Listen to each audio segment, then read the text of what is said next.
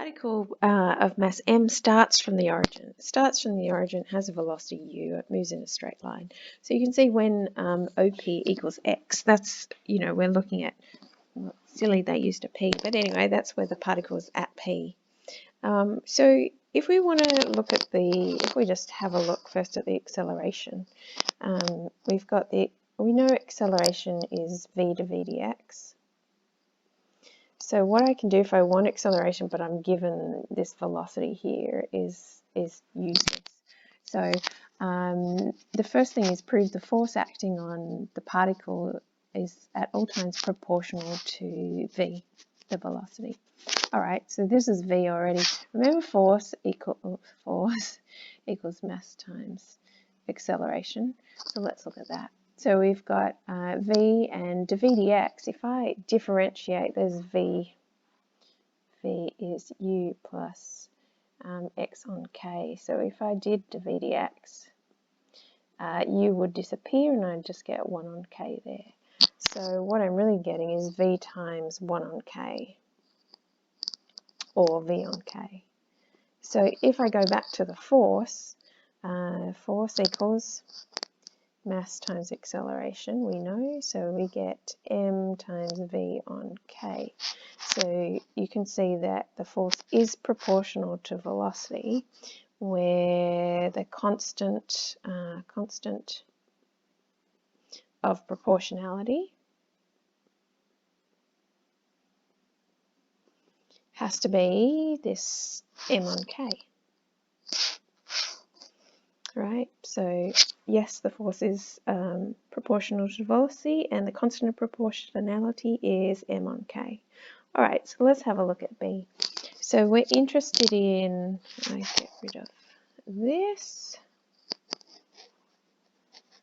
We're interested in a velocity of 3u at the point A. So we're interested in where x basically is A, and velocity is 3u. So let's use that equation up here.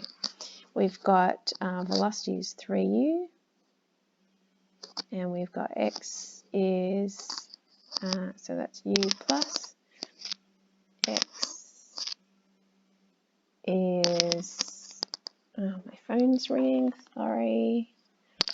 All right, let's just turn that off. So u plus this a, so I'm going to call it xa, but it's just the x at the a, the x value at that a point over k. So let's put all the u's together. So we've got this xa on k here. If I make the x the subject, I've got 2ku. So the distance OA in terms of k and u, so that's the distance. So therefore the distance OA is 2ku. All right, so then what about the time in terms of k? All right, so we want time, well, we've got velocity, and we know velocity is dx to t. So if we have a look at the velocity in terms of dx to t, of course we're going to put that upside down, and so we're going to have t dx. I'm going to put this upside down, so we've got u plus f on k. What I might do is change that times through by a k, so actually what I'm doing is making that have a common denominator. So this is a uk plus x. When I'm turning that upside down, it becomes k on, k on uk plus x. There we go. So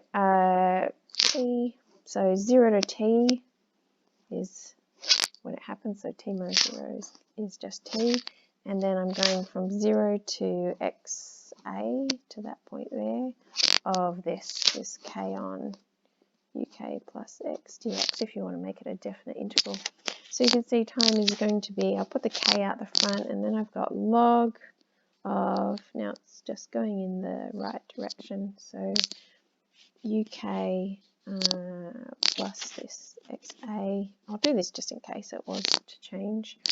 So here we've got k log, Sorry, I didn't put it in properly, did I?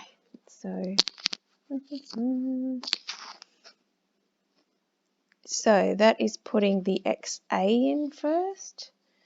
So we'll have UK plus 2KU.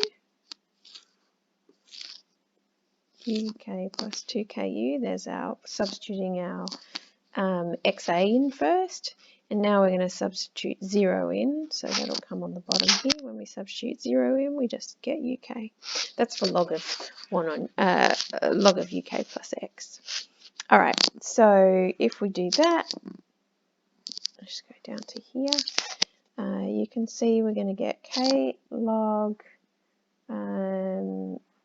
UK plus 2 UK. So we've got actually this in here is 3 UK on UK, so they're going to cancel. We're just going to get k log 3. So that question there was the time it takes to move from O to P, so it takes k log 3 seconds.